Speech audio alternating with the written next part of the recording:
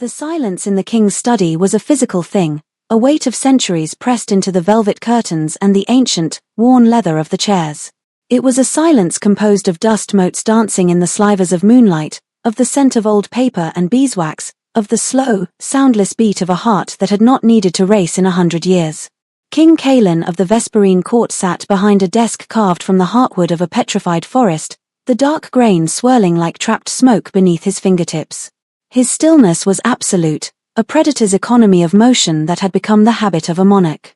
Outside, his kingdom of perpetual twilight hummed with the ceaseless, quiet machinations of the undying, but here, in this sanctum, only time itself seemed to move, and it did so with grudging slowness.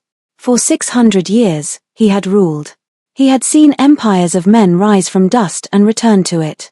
He had known passion that burned like a fever and grief that froze the soul, and he had learned to master both, to pack them away like old robes in a cedar chest, things to be remembered but no longer worn.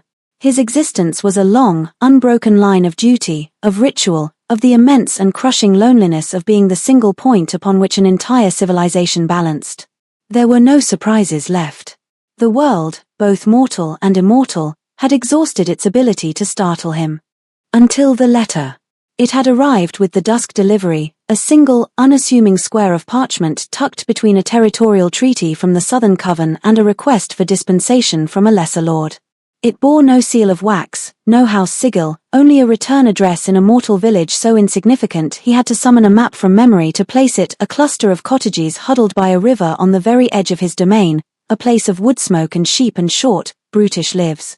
The script was human, feminine, a series of careful, looping letters that spoke of a hand unaccustomed to writing anything of importance. He had almost discarded it. He had a coterie of secretaries to filter such trifles. But something in the stark simplicity of it, the sheer audacity of a mortal sending a personal correspondence to the obsidian throne, had stayed his hand. He had slit it open with a silver letter opener, the edge whispering as it cut the fold. The words were few, written in faded brown ink. They were not a plea for aid or a curse from a wronged villager. They were a statement of fact, delivered with the blunt terror of someone who had run out of all other options. To the king, it began, the honorific stark and unadorned. 18 months ago, on the night of the Red Harvest Festival in Oakhaven, we met. I do not expect you to remember me. It was one night. But a night can be enough. I write to you now not for myself, but because I have no other choice. You have a son. His name is Liam. He is half of you, half of me, and the world is not a safe place for what he is. I ask for nothing but that you know he exists. There was no signature. Only the truth, laid bare and terrible. Caelan read the words once. Then a second time. The silence in the room deepened, thickened, became a roaring in his ears. 18 months. The Red Harvest. He remembered it, a blur of firelight and rustic music, a rare excursion among the mortals whose lives fueled his kingdom. He remembered the press of the crowd, the scent of wine and roasting meat, the brief, intoxicating illusion of being someone else, someone without a crown. And he remembered a woman. He could not recall her name, but he remembered the feel of her hand in his, the startling warmth of her skin, the way her laughter had cut through the centuries of silence in his own soul. He remembered her eyes, the color of moss after a rain, filled not with the fear or awe he usually saw, but with a frank, uncomplicated curiosity. It had been a moment of madness, a reckless indulgence in a life that permitted none. An impulse. A forgetting. He had left before the dawn, a ghost slipping back into the shadows, the memory already fading, filed away with 1,000 other fleeting encounters. He had never considered the consequences, because for him, there had never been any. Vampires did not procreate with humans. It was a biological impossibility, a law of nature as immutable as the rising of the sun he could no longer witness. It was a child's fairy tale, a myth told to frighten both races. Yet the letter lay on his desk, the parchment absorbing the cool, dry air of the study. A son. The word was alien. It had no place in his vocabulary, no anchor in his reality. He was a king, a warrior, a creature of the night. He was not a father. He rose from the desk, the movement so fluid it was as if he had simply unwound from the chair. He paced the length of the room, his boots making no sound on the ancient rug. The portraits of his ancestors watched him from the walls, their painted eyes cold and judging. They were a long, unbroken line of pureblood rulers, their faces pale and severe, their legacy a burden of stone he carried every night. What would they think of this abomination? This impossibility? His mind, usually a fortress of logic and control, was a maelstrom. It could be a trick, a desperate mortal's ploy for gold or station. It was the most likely explanation. And yet, the simplicity of the letter argued against it. There were no demands, no threats. I ask for nothing but that you know he exists. It was a message sent into the void, a final act of a mother's hope or despair. He stopped before the tall, arched window. The glass was spun with threads of obsidian, distorting the moonlight, making the world outside a landscape of silver and shadow. He saw his own reflection, the pale, sculpted face, the dark hair that fell across his brow, the eyes that held the flat, depthless black of a starless night sky. He saw a king. But for the first time in centuries, a tremor of uncertainty ran through him, a crack in the marble facade of his composure. A son. He touched a hand to the cold glass, his fingers splayed.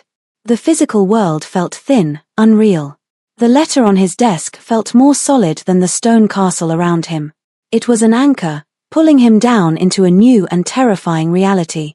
The long, unbroken line of his existence had just been violently interrupted. Ilara knelt by the hearth, feeding small sticks into the embers. The fire was the only real source of light and warmth in their small, two-room cottage, its flickering orange glow pushing back the damp chill that seeped in from the river mists. Outside, the village of Oakhaven was asleep, a collection of dark, lumpy shapes under a blanket of stars. Here, inside, her world was small and centered entirely on the sleeping form in the cradle nearby. Liam. Her son. He slept with a stillness that was not entirely human. His chest rose and fell with a slow, even rhythm, his breathing almost silent. Even in sleep, his face, framed by a cap of dark, silky hair, held a strange and solemn beauty. His skin was pale, not with the milkiness of a human baby, but with the translucent quality of alabaster. He was 18 months old, but he had the quiet, watchful eyes of an old soul. He rarely cried. When he was hungry, he would simply watch her, his gaze intense and unwavering, until she understood. When he was hurt, a small scrape from a fall, he would look at the welling blood with a detached curiosity, his expression unreadable, before the skin knitted itself back together with unnatural speed. She lived in a state of constant, low-grade terror, a fear that was a cold knot in her stomach from the moment she woke to the moment she fell into an exhausted sleep. Every villager's glance felt like a judgment. Every time the elder's wife commented on how Liam never seemed to get sick, how his eyes were too dark, too knowing, for a child his age, Ilara's heart would hammer against her ribs. They were simple people, and they feared what they did not understand.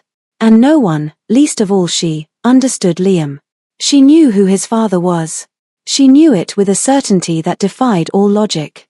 She had only to look at her son's face in the moonlight, at the aristocratic line of his jaw, the nascent intensity in his gaze, to see the ghost of the stranger from the Red Harvest Festival. He had called himself Kalen, a name that had sounded like music. He had moved with a grace that was not of her world, his voice a low thrum that had vibrated through her very bones. In the chaos of the festival, surrounded by the loud, rough familiarity of her own people, he had been a figure of impossible calm and elegance. He had looked at her, and for the first time in her life, she had felt truly seen. She had not been afraid of him. That was the strangest part. His hands were cool, his presence overwhelming, but in his eyes, she had seen a loneliness so vast and ancient it had called to the quiet solitude of her own heart. For one night, she had not been Ilara the weaver's daughter, destined to marry a farmer and raise a brood of dirt-strewn children. She had been someone else, someone who could stand beside a king and not feel small. The morning had brought the cold, hard reality. He was gone. And she was left with a memory that felt more real than her own life. Then, weeks later, the impossible truth had taken root in her womb. A child. A child who, by all rights, should not exist. For 18 months, she had hidden him. She kept him indoors, made excuses for his pallor, deflected questions about his unnatural quiet. But he was growing. His differences were becoming more pronounced. Last week, a stray dog had snapped at him in the lane. Liam had not flinched. He had simply held out a small hand, and the dog, whining, had backed away, its tail between its legs, a strange terror in its eyes. A neighbor had seen. The whispers had started that evening. Unnatural. Witch child. Cursed. The letter had been her last resort. She had spent a week composing it, her hand shaking so badly the first few attempts were illegible. What could she say? How could she explain? In the end, she had settled on the simple, unvarnished truth. She hadn't asked for gold or a place at his side. She knew what he was. She knew the chasm that separated their worlds. She had asked only for him to know, a desperate hope that a king, a father, would not abandon his own blood to the superstitious cruelty of a small village. She had given the letter to a traveling merchant, along with the last of her silver coins, and prayed to gods she no longer believed in that it would find its way to him. That was 3 weeks ago. 3 weeks of agonizing silence, of waiting for a knock on the door that could mean either salvation or doom. Every night, the fear grew sharper. The whispers in the village were getting louder. The glances were no longer just curious, they were hostile. She looked at Liam, his small face so peaceful in the firelight. A wave of love so fierce it was painful washed over her. He was her son. Her impossible, beautiful, terrifying son. She would burn the world down to keep him safe. But her world was this small cottage, and the fire in her hearth was dying. She had thrown her desperate message into the eternal night of his kingdom. Now, all she could do was wait in the dark, and pray he was the man she remembered, and not the monster of the stories. The reply came not as a letter, but as a presence. It arrived 5 days later, on a moonless night when the river fog was so thick it swallowed the world. Ilara had been darning one of Liam's small shirts by candlelight, the rhythmic push and pull of the needle a small anchor in the sea of her anxiety. Liam was asleep in his cradle. A sudden, profound silence fell over the night. The crickets stopped chirping. The wind died in the trees. It was a stillness that felt heavy, watchful. A knock came at her door. It was not a loud, demanding rap, but a soft, deliberate sound. 3 distinct taps. Her heart leaped into her throat. It felt as if the sound had come from inside her own chest. She froze, the needle falling from her numb fingers. It couldn't be villagers. Their knocks were clumsy, impatient. This was something else. Slowly, she rose. She moved to the cradle, her body a shield between her son and the door. "Who is it?" she called out, her voice a thin, reedy thing. There was a pause. Then a voice, low and resonant, a voice she had heard only once but had relived in her dreams 1,000 times, answered from the other side of the oak door. "You know who it is. Kaelin." The breath left her body in a rush. He was here. Not an emissary, not a squad of guards. The king himself stood on her doorstep. Terror and a wild, inexplicable relief warred within her. She had wanted him to know, but she had never imagined this. Her hand trembled as she reached for the iron latch. The wood of the door felt cold, a final, flimsy barrier between her small, fragile life and the immense, ancient power that waited outside. She lifted the latch. The door swung inward on creaking hinges, pulling the thick fog into the cottage in a swirling, ghostly tide. He stood on the threshold, a figure carved from shadow and moonlight. He was dressed not in royal finery but in simple, dark traveling clothes, a high-collared coat that did little to conceal the aura of absolute authority that clung to him like a shroud. He was exactly as she remembered, yet infinitely more real, more dangerous. His face was pale and perfect, his dark eyes holding an unnerving depth. They swept the room in a single, comprehensive glance, taking in the sparse furniture, the dying fire, the sleeping child in the cradle, before finally settling on her. "Ilara," he said. Her name on his lips was a strange intimacy, a confirmation that he did, in fact, remember. She could only nod, her throat too tight for words. She clutched the fabric of her dress, her knuckles white. His gaze shifted from her to the cradle. He took a single step into the cottage, his movement silent and fluid. The space seemed to shrink around him, the low-beamed ceiling suddenly oppressive. He was a creature of vast, open halls and soaring spires, and here, in her humble home, he was an overwhelming, breathtaking presence. He moved towards the cradle, and a primal, protective instinct surged through Ilara. She stepped into his path, her body a weak and trembling barricade. "Please," she whispered. "Don't. Kaelin stopped. He looked down at her, his expression unreadable.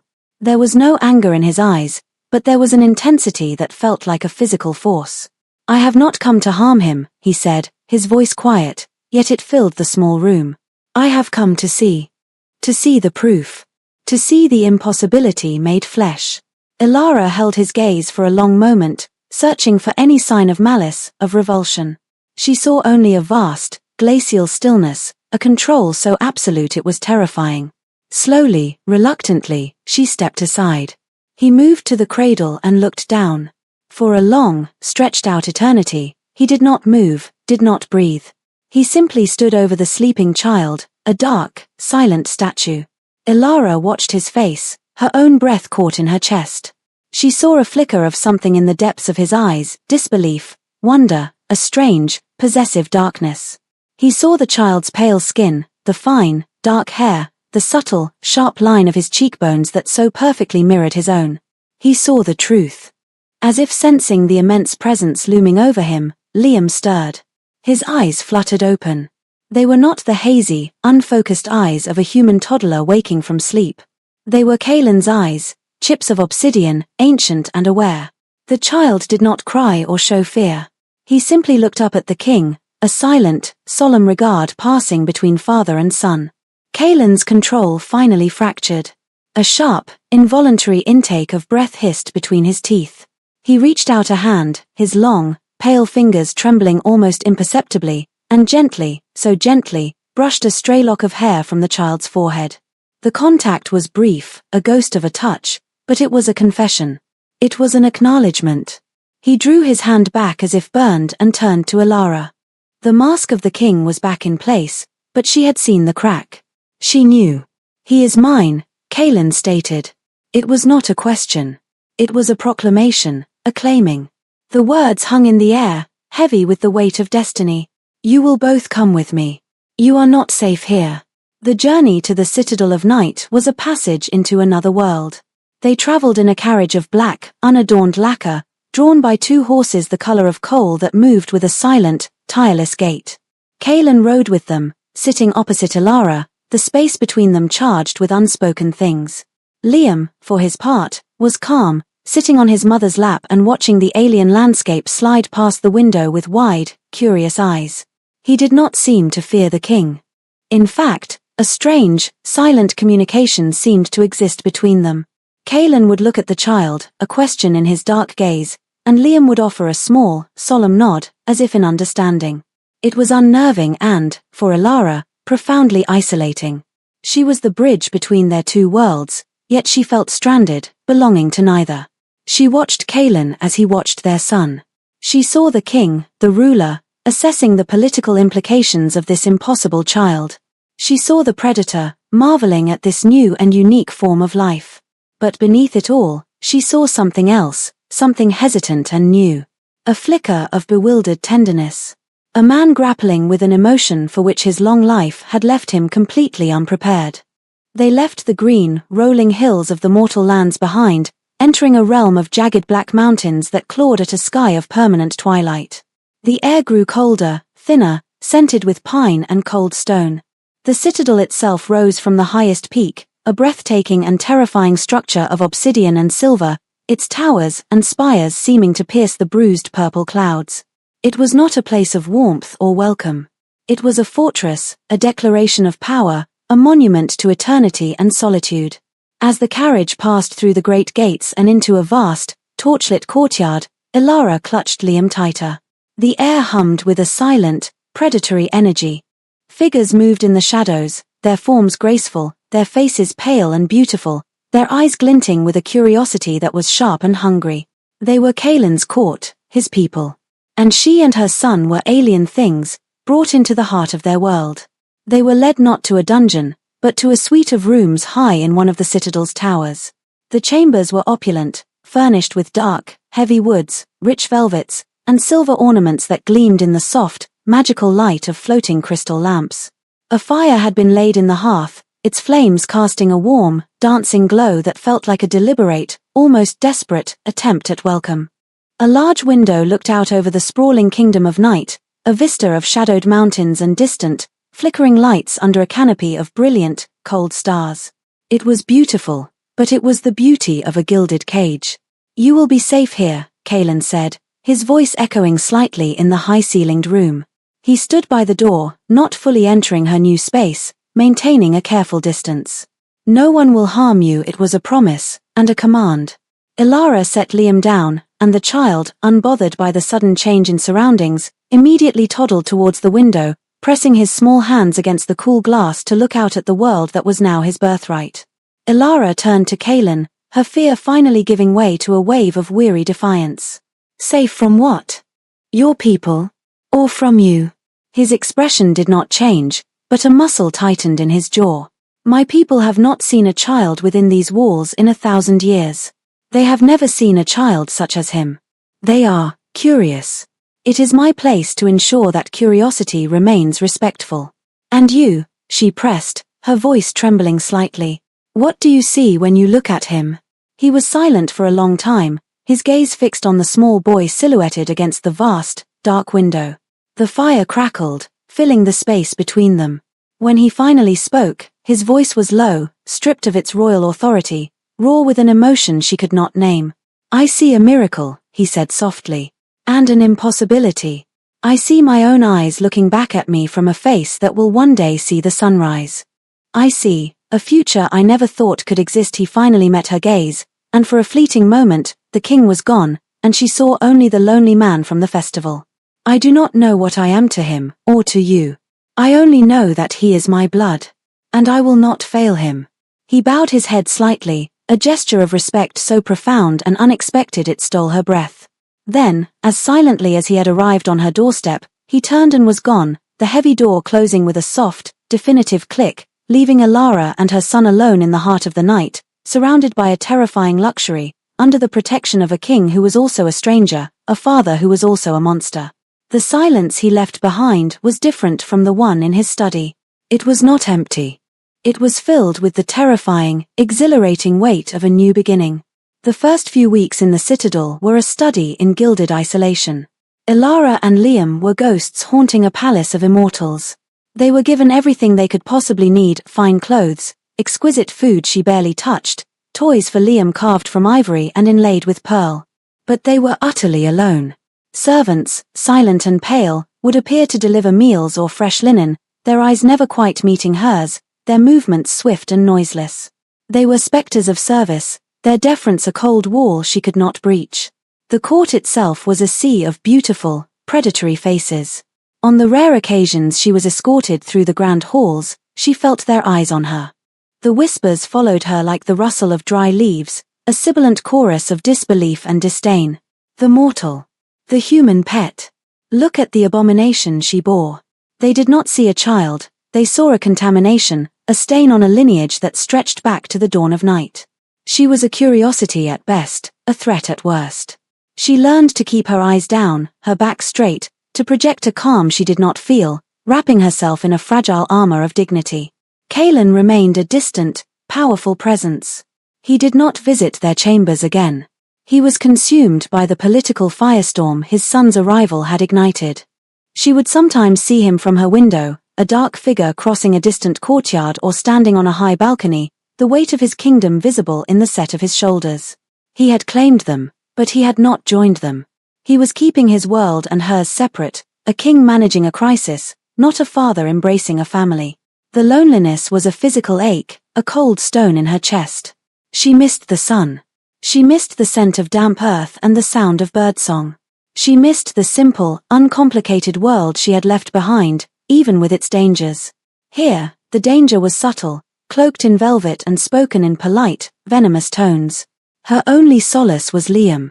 In this cold, sterile environment, he was a small, vibrant spark of life.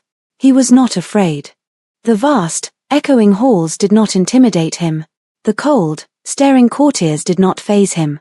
He explored their chambers with a fearless curiosity, his small hands tracing the patterns on the tapestries, his laughter a sound so alien in these ancient halls it felt like a kind of magic. One evening, unable to bear the confines of their rooms any longer, Elara slipped out into the adjoining walled garden. It was a place of stark, monochrome beauty, silver-leafed trees, night-blooming flowers the color of bone, and a black marble fountain that whispered water into a placid pool. Liam was asleep, and the stillness of the garden felt like a balm. She was not alone for long. "The air is colder up here, is it not?" The voice, smooth as chilled wine, came from the shadows. A tall, elegant vampire stepped forward, his hair the color of spun silver, his eyes a pale, piercing gray. He was handsome in the way of a perfectly sculpted ice statue, and his smile did not reach his eyes. She recognized him from the court, Lord Valerus, one of the king's oldest and most influential advisors. "My lord," she said, inclining her head, her heart beginning to beat a little faster. "Please," he said, gesturing with a graceful hand. "There is no need for such formality between us." He moved to stand beside her, his gaze sweeping over the garden. "A stark beauty, this place. But it lacks the vibrancy of the mortal world. The color, the warmth. You must miss it." It was a simple observation, but it felt like a scalpel, expertly probing a wound. "My son is safe here," she replied, her voice steady. "That is all that matters." Valerus's smile tightened. "Ah, yes. The child. A remarkable creature." The subject of endless debate in the council chambers, he turned to face her, his grey eyes pinning her in place. "The king has staked his reign on this experiment. He believes the child is a bridge between our worlds. A new future." He paused, letting the words hang in the cold air. "Many of us, however, see not a bridge, but a breach. A weakness. A dilution of our bloodline that has remained pure for 10,000 years." The polite veneer was gone. This was the naked truth of her position here. She was a contamination.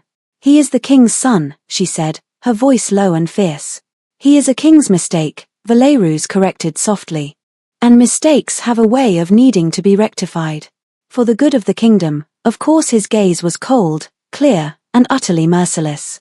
It was a threat, delivered with the poise of a courtier and the finality of an executioner. "You are a clever woman, I think. You must see the instability of your position. A word of advice: a cage, no matter how gilded, is still a cage. And its door can be opened from either side."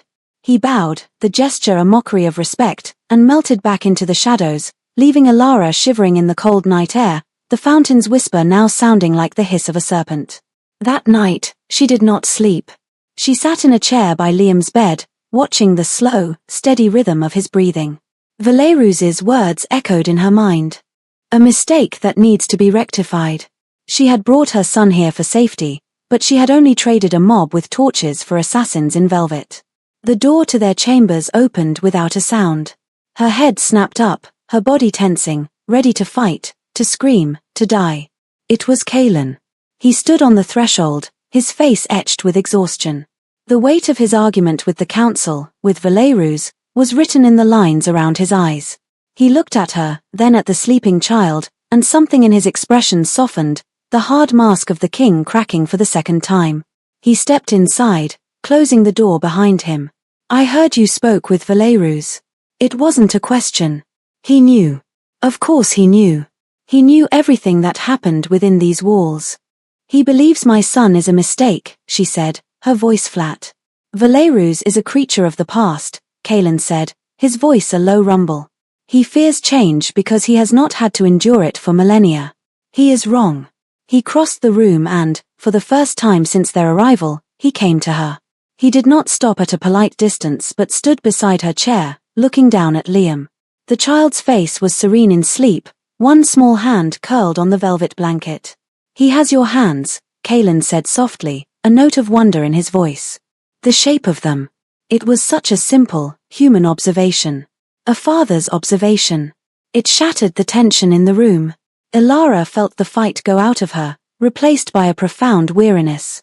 "I am afraid," she whispered, the admission costing her dearly. Kalen knelt. The motion was so unexpected, so contrary to his royal bearing, that she flinched. He knelt beside her chair, bringing his face level with hers. His dark eyes, no longer holding the abyss of a king's power, were filled with a raw, struggling emotion. "So am I," he confessed, the words a ghost of a sound. "I have faced armies. I have ended bloodlines. I have commanded the night for centuries. I have never known fear. But when I look at him, When I think of the world he must navigate, of the enemies he will face, both human and vampire, I am afraid." He reached out, not for her, but for his son. He gently took Liam's small hand in his own, his long, pale fingers dwarfing the child's. It was a gesture of infinite tenderness, a silent promise being made. Elara watched them, father and son, connected by that simple touch. And in that moment, she understood. He had kept his distance not out of indifference, but out of that same fear. The fear of this new, terrifying, overwhelming love. The fear of failing the one person who represented a future he'd never dared to imagine. "What do we do?" she asked, her voice barely audible. He finally looked at her, his gaze direct and intense. He was still holding Liam's hand. "We do not hide," he said, a new and hard resolve in his voice. "I have kept you here, separate, to protect you. I see now that was a mistake. Isolation is not safety. I will not have my son live as a secret. He is the prince of this court. It is time the court remembered that." He stood, his presence once again filling the room, but this time it was not oppressive. It was protective. It was the strength of a king, now wielded for the love of a father. He had made a decision. The time for observation was over. The battle for his son's future had just begun. The following evening, Kaelin sent for them. Not to their private chambers, but to the heart of the citadel, the obsidian throne room. A summons, Elara knew, had been sent to every noble of the court. A formal convocation. Her blood ran cold. This was it. Kaelin was forcing the issue, drawing a line in the ancient stone of his hall. A handmaiden, a young vampire with nervous eyes, helped her dress in a gown of deep blue velvet that Kaelin had sent. It was beautiful, but it felt like armor. She dressed Liam in a small tunic of the same material. He looked like a miniature lord, his dark hair combed, his solemn face a perfect, tiny replica of his father's. He seemed to sense the gravity of the evening, his usual boisterous energy replaced by a quiet, watchful stillness. As they walked through the grand corridors, flanked by two of the king's personal guard, the silence was heavy, expectant. The eyes that followed them were no longer merely curious or disdainful, they were sharp with anticipation. They were walking towards a confrontation, and she and her son were the cause. The doors to the throne room were massive, wrought from black iron in the shape of intertwined serpents. They swung open without a sound, revealing the cavernous space within. The room was a masterpiece of intimidating grandeur. The walls were polished obsidian, reflecting the cold, unwavering light of 1,000 enchanted crystals suspended from the vaulted ceiling like captured stars. Banners bearing the sigils of the ancient vampire houses hung between soaring archways. And at the far end of the long hall, upon a dais of 7 black marble steps, sat the throne itself, carved from a single, massive geode, its interior glittering with dark, crystalline facets. The court was assembled. Hundreds of immortals, dressed in their finest silks and velvets, stood in silent rows. They were a gallery of ageless, predatory beauty, their combined presence a crushing weight. At their head, standing near the foot of the dais, was Lord Valerus, his silver hair gleaming, his face a mask of cold satisfaction. He looked like a man who believed he was about to witness a victory. Kaelin sat on the throne. He was not lounging. He sat ramrod straight, a figure of absolute, uncompromising power. He wore the crown of his ancestors, a circlet of jagged black metal that seemed to pull the light from the room. His eyes, dark and unreadable, swept over the assembled nobles before finding Elara and Liam at the entrance. He lifted a hand, a silent command. "Bring them forward." The guards fell away. Elara took a breath, took Liam's small hand in hers, and began the long walk down the center of the hall. It was the most terrifying walk of her life. Every step felt like a mile.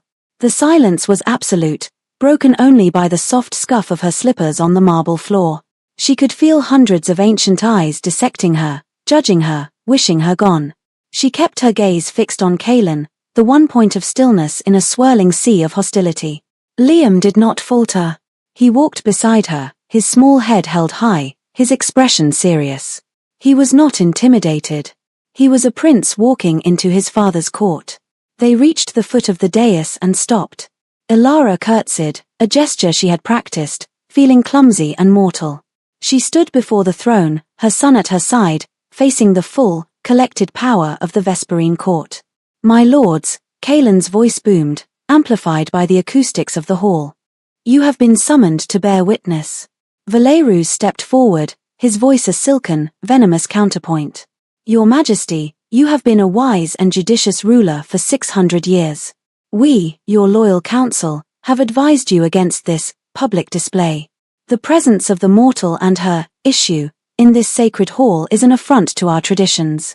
Your counsel has been noted, Valerus," Kaelin said, his voice dropping to a dangerously quiet level. "As has your disloyalty." A collective gasp, sharp and sudden, rippled through the court. Valerus's composure finally cracked, a flicker of outrage in his pale eyes. "It is not disloyalty to protect the purity of our race," he retorted, his voice rising. "It is not disloyalty to question the wisdom of acknowledging a half-blooded creature as a potential heir. He is a weakness, a mongrel, a stain on your legacy." Kaelin did not move from his throne. He did not raise his voice. He simply let the silence that followed Valerus's outburst stretch, becoming more and more damning. He let the court absorb the full measure of the insult. "He is not a stain," Kaelin said finally, his voice soft but carrying to every corner of the hall. "He is not a weakness. He is my son." He rose from the throne. The movement was slow, deliberate, majestic.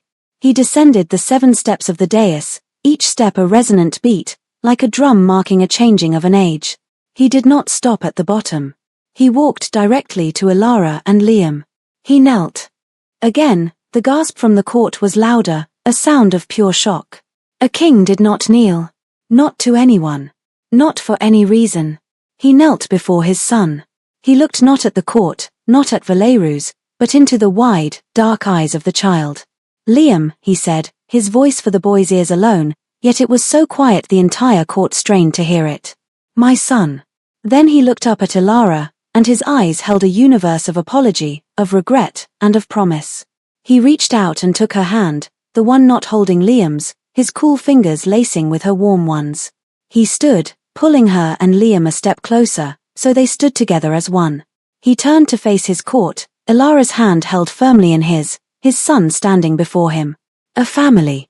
"You speak of purity, Valerus," Kaelin said, his voice ringing with a power no one had heard him use in centuries. "Our race is dying. We do not change. We do not grow. We are a long, slow twilight, fading into an eternal night of our own making. We cling to purity while the world moves on without us."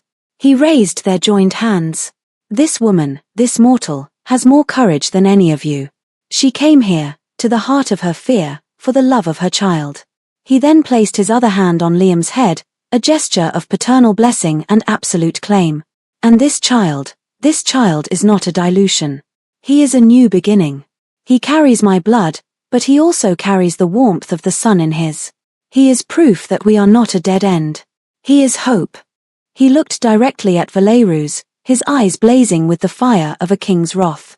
"He is the future of this house. He is Prince Liam of the Vesperine court. And you will all kneel to him. You will kneel to your prince." It was an order, absolute and final. The power that rolled off him was a physical wave, pressing down on the assembled nobles. For a heart-stopping moment, no one moved. The rebellion hung in the air, a fragile, glittering thing. Valerus stood his ground, his face a mask of defiant fury. Then, one of the oldest lords, a vampire from a house almost as ancient as Kaelin's, slowly, stiffly, went to one knee. Then another. And another. Like a wave, the obeisance spread through the hall. Soon, the entire court was kneeling. All except one. Valerus remained standing, a solitary pillar of defiance. "I will not," he hissed. "I will not kneel to a half-breed." "I did not expect you would," Kaelin said, his voice utterly devoid of emotion. "Your time, and the time of your beliefs, is over." He made a small, sharp gesture to his guard. "Lord Valerus is to be escorted to the sunless cells. He will remain there, to contemplate his traditions in solitude, for the next 500 years. Valerus's face contorted in a snarl of rage as the guards seized him. He opened his mouth to curse the king, but Kaelin simply raised a hand, and Valerus was silenced, his throat working uselessly. He was dragged from the hall, his furious, impotent gaze fixed on the king, the mortal, and the child who had undone him. Kaelin watched him go. Then he turned his attention back to his kneeling court. "Rise," he commanded. "Rise and welcome your new prince." The court rose, their faces a mixture of fear, awe, and a grudging, dawning respect. Kaelin kept hold of Alara's hand, a silent, public declaration of her new status. She was not his consort, not his queen, but she was the mother of his heir, and she stood under his absolute, unwavering protection. He looked down at Liam. The boy had watched the entire proceeding with his unnerving, solemn calm. But now, as his father's gaze met his, a small, slow smile spread across his face for the first time. It was a smile of pure, uncomplicated love. And Kaelin, the ancient king who had forgotten how, smiled back. The great, cold hall, for the first time in its long history, was filled with a flicker of warmth. The aftermath of the convocation was not a quiet settling, but the slow, grinding shift of a tectonic plate. The old order had been fractured, and a new one was being forged in the uncertain twilight. Valerus's removal sent a clear, brutal message through the court. The king's word was law, and his son was sacrosanct. The open hostility towards Alara and Liam vanished, replaced by a careful, watchful deference. They were no longer a mortal and her unnatural offspring, they were the prince's mother and the prince, titles that carried the unassailable weight of Kaelin's authority. But a change in title was not a change of heart. Alara knew that beneath the veneer of obedience, resentment still simmered in the court's ancient veins. She and Liam were still other, still a disruption. The safety Kaelin had won for them was a fortress built on his power alone. It was not the same as acceptance. The true change was in Kaelin himself. The public declaration in the throne room had been a turning point, a commitment from which he could not retreat. He no longer kept his distance. He began to weave himself into the fabric of their small, two-person world. He would appear in their chambers in the evenings, after his duties were done. At first, his visits were stiff, formal. He would stand by the hearth, inquiring after Liam's day with the awkward gravity of a monarch conducting a state visit. But Liam, with the simple, disarming honesty of a child, began to break through the royal facade. One evening, Liam toddled up to his father, holding a small wooden horse. He held it up, his expression expectant. Kaelin stared at the toy as if it were a foreign artifact. "He wants you to play," Alara said softly from her chair, a book open in her lap. Kaelin looked from the horse to his son, a flicker of panic in his ancient eyes. He had negotiated treaties, commanded armies, ruled for 6 centuries. He had no idea how to play with a wooden horse. He slowly, hesitantly, knelt down, his fine black tunic pooling on the floor. He took the horse from Liam's outstretched hand. "What does it do?" the king of the Vesperine court asked, his voice hushed. Liam giggled, a bright, startling sound. He took the horse back, made a galloping motion with it on the rug, and produced a series of enthusiastic, nonsensical noises. Kaelin watched, his expression a mixture of profound confusion and utter fascination. Slowly, he mirrored the action, his movements still too graceful, too controlled, but it was an attempt. An effort. Alara watched them, a small, painful knot of hope tightening in her chest. These were the moments that mattered more than any royal decree. The sight of the ageless, powerful king on his hands and knees on the floor, learning how to play from his toddler son, was more potent than any display of power in the throne room. Their conversations began to change, too. They spoke of Liam, of the first word he was close to forming, of his strange aversion to sweetened milk, of the way he seemed to listen to the wind. And from there, they began to speak of other things. He asked her about Oakhaven, about her life before him. He listened with an unnerving stillness as she spoke of weaving, of the changing seasons, of the simple pleasures of a world he had long ago left behind. In turn, she began to see past the king. She saw the immense burden of his long life, the weight of memories that would have crushed a mortal mind. She learned that his stillness was a form of control, a way to manage the grief and rage and loss of centuries. She saw the man he had been before the crown, and the man he was struggling to become now. One night, as Liam slept soundly in his bed, they sat by the fire, a comfortable silence between them. "He will never be able to live in your world," Kaelin said, his gaze fixed on the flames. "And he can never truly be a part of mine. He will walk between them, belonging to neither." Then we will have to make a world for him, Elara replied quietly. Kaelin turned to look at her, his dark eyes searching her face in the firelight. You are not a prisoner here, Elara. Valerus was right about one thing. The door to the cage can be opened. You could take him, return to the sunlight. I would not stop you. I would ensure your safety, from a distance. It was an offer. A gift. A chance to reclaim the life she had lost. She thought of the sun on her face, the smell of rain on soil, the easy company of her own kind. It was a powerful lure. But then she thought of this strange, beautiful, terrifying life.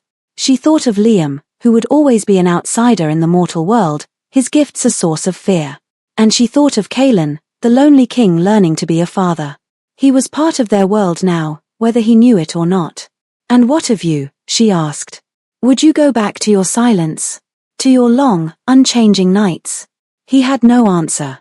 The question hung in the air between them. His world is not one place or another, Elara said, her voice finding a strength she didn't know she possessed. His world is us. You and me. As long as he has us, he will belong. Kaelin looked at her for a long, heart-stopping moment. He saw not the frightened villager he'd collected from a cottage, but a woman of quiet, formidable strength. A queen in all but name. He reached across the space between them and, for the first time, he took her hand not as a king making a public statement, but as a man seeking connection. His touch was cool, but it sent a shock of warmth through her. Stay, he whispered. It was not a command. It was a plea. I will, she answered. Months bled into a year. Liam grew, and the citadel of night, which had not changed in millennia, began to change around him. The sound of a child's laughter echoed in halls that had only ever known whispers. Toys were sometimes left in solemn council chambers. The court, following their king's lead, began to unbend. The prince was a strange and wondrous creature, a bridge to a world they had only ever seen as prey.